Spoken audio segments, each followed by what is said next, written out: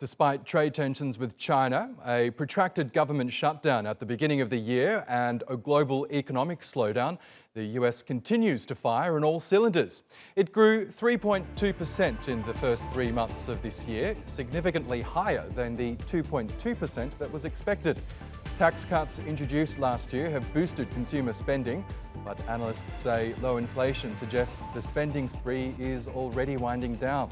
Last month, the US Federal Reserve said it won't be hiking interest rates for the rest of the year over concerns of slowing economic growth.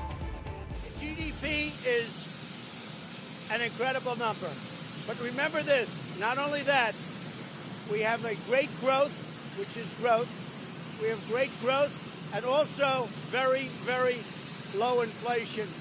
Our economy is doing great, number one in the world. We're number one economy right now in the world, and it's not even close. Let's get more on this now from our editor-at-large Craig Copetas in Paris. Hi, Craig. Some impressive GDP figures out of the US on the first quarter, despite some very nasty variables, including, as we said, the longest US government shutdown in American history, also the ongoing trade war with China. What was behind this impressive result? How did they manage to smash expectations? Debt. How much debt, exactly? In the neighborhood of $72 trillion. But before we go there, let's go along with Trump's tub thumpers for the GDP. Why is it 3.2%? Net exports jumped. Imports contracted. Disposable personal income increased by 3%. Impressive numbers, Mr. President. But he's not mentioning that right now in the United States, consumer debt is at $13 trillion, national debt is $22 trillion, and the rest of it is corporate debt for a whopping $72 trillion.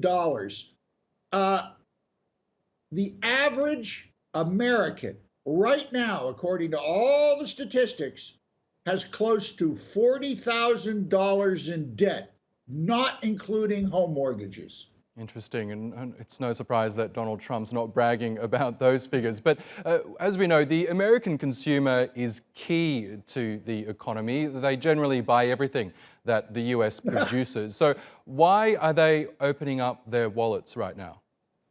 Cheap credit.